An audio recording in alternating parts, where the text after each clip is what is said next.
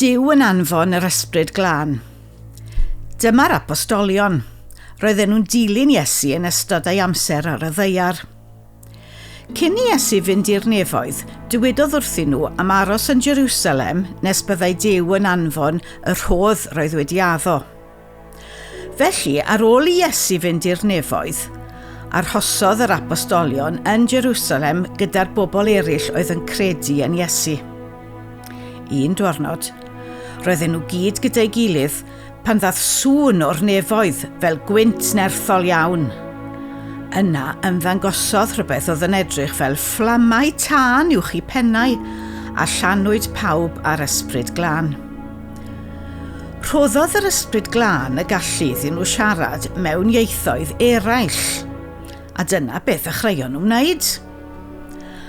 Bryd hynny, roedd ei ddewon diwiol o bob cenedl yn byw yn Jerusalem. Pan glywon nhw'r sŵn uchel, rhedon nhw i weld beth oedd yn digwydd. Pan welson nhw'r bobl yn siarad yn eu ieithoedd eu hunain, roedden nhw wedi synnu ac wedi rhyfeddu. Roedden nhw'n gofyn, sut gall hyn fod? Mae'r bobl yma o Galilea, ac eto rydyn ni'n clywed nhw'n siarad yn ein ieithoedd ni am y pethau rhyfeddol mae Duw wedi gwneud. Beth all hynny olygu? Ond doedd rhai eraill yn y dorf ddim yn credu mai gwirth oedd hyn, ac roedden nhw'n meddwl bod y credinwyr yn ymddwyn yn rhyfedd. Yna safodd Pedr a gweiddi ar y dorf, "Hei, bawb ohonoch chi, gwrandewch yn ofalus." Dywedodd wrthyn nhw nad oedden nhw'n ymddwyn yn rhyfedd, ond mai oddi wrth Dduw yr oedd hyn. Fe'i hatgoffodd fod Duw wedi dweud ers talwm y byddai hyn yn digwydd. Yna dywedodd Pedr wrthyn nhw sut y cafodd Iesu ei groeshoelio, ond wedyn ei atgyfodi yn union fel roedd Duw wedi dweud y byddai'n digwydd.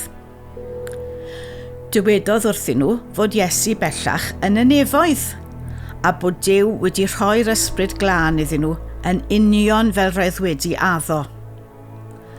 Newidiodd geiriau Pedr y ffordd roedd y bobl yn meddwl ac yn teimlo, ac fe ofynnon nhw, "Frodyr, be ddylen ni wneud?" Dywedodd Pedr wrthyn nhw, "Mae rhaid i bob un ohonoch chi ddweud sori am eich pechodau, troi at Dduw a chael eich bedyddio yn enw Iesu Grist maddeuant eich pechodau. Yna byddwch yn derbyn rhodd yr Ysbryd Glân." Waw! Parhaodd Pedr i bregethu am amser hir, a chafodd y rhai oedd yn credu'r newyddion da ei bedyddio.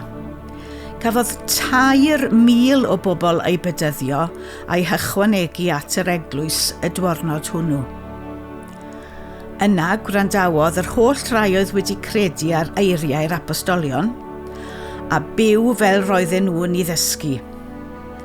Roedden nhw'n cyfarfod gyda'i gilydd mewn cymdeithas, yn rhannu prydau bwyd ac yn gweddio gyda'i gilydd. Roedden nhw wedi rhyfeddu wrth i'r apostolion wneud llawer o arwyddion a rhyfeddodau gwirthiol. Roedd yr holl gredinwyr yn cyfarfod gyda'i gilydd mewn un lle ac yn rhannu popeth oedd ganddyn nhw. Roedden nhw'n helpu rhai oedd mewn angen, yn addoli gyda'i gilydd yn y deml bob dydd, yn cwrdd mewn cartrefi ar gyfer swper yr arglwydd, ac yn rhannu eu prydau gyda llawenydd mawr, i gyd wrth foli Duw a mwynhau cwmni ei gilydd. A bob dydd, byddai mwy a mwy o bobl yn ymuno gyda nhw.